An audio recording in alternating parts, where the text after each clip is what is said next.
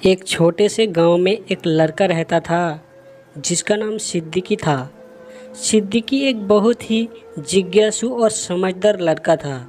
उसकी चारों ओर बहुत सी चीज़ें थी जिनसे वह प्रभावित होता था। एक दिन सिद्दीकी अपने दोस्तों के साथ जंगल में खेलने गया। वहाँ पर वे एक पुरानी भूतिया हवेली के पास पहुँचे। दोस्तों ने भयभीत होकर कहा, सिद्दीकी यहाँ कोई भूत है, हमें जल्दी से यहाँ से चलना चाहिए। लेकिन सिद्दीकी ने उन्हें हंसते हुए कहा, अरे वह कोई भूत नहीं है, यह एक पुरानी अजीब हवेली है, शायद यहाँ कुछ रहस्य है। सिद्दीकी अपने दोस्तों को छोड़ देता है और हवेली के अंदर चला जाता है। वहाँ पर उसे एक अत्यंत सुंदर बड़ी तस्तरी नज़र आती है। सिद्दीकी उस तस्तरी को उठाता है और देखते ही उसमें एक चिट्ठी निकलती है। चिट्ठी में लिखा होता है, जिसके पास यहाँ तस्तरी होगी वह संपूर्ण जापान को नियंत्रित कर सकता है। सिद्दीकी अपने दोस्तों के साथ वापस गांव जाता है और सभी को बताता है कि उसे एक रहस्यमय तस्तरी मिली है। लोग उसके शब्दों को सुनते हैं और आश्चर्यचकित हो जाते हैं। लोग चाहते हैं कि सिद्दीकी वह तस्तरी सभी के सामने दिखाए, लेकिन वह नहीं करता।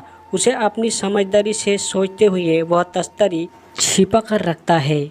दिन बीतते जाते हैं और सिद्दीकी को उस तस्तरी का खेल बिल्कुल समझ नहीं आता।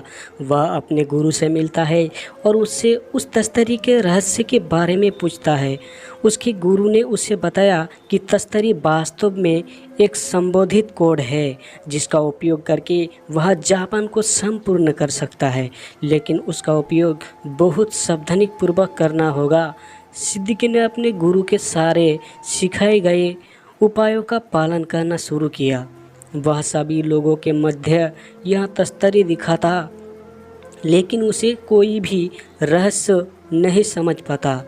वह खुश होकर अपने गुरु के पास जाता है और कहता है, गुरुजी, मैंने सभी को तस्तरी दिखाई, लेकिन उन्हें रहस्य समझ नहीं आया।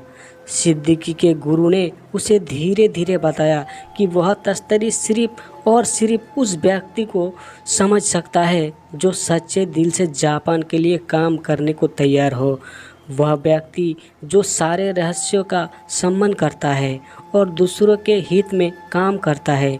सिद्दीकी ने गुरु के बताए गए मार्ग पर चलते हुए जापान के लिए सच्चे दिल से काम किया और सभी का सम्मान किया। जब उसने वापस उस तस्तरी को उठाया तो उसमें सभी रहस्य उजागर हो गए।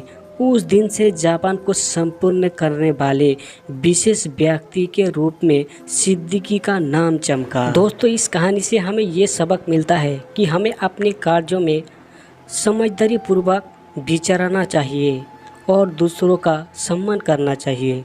सच्चे मन से काम करने से हम अपने हर लक्ष्य को पा सकते हैं। दोस्तों, इसी तरह की कहानियाँ की वीडियो और पाने के लिए चैनल को ज़रूर सब्सक्राइब कीजिएगा। धन्यवाद।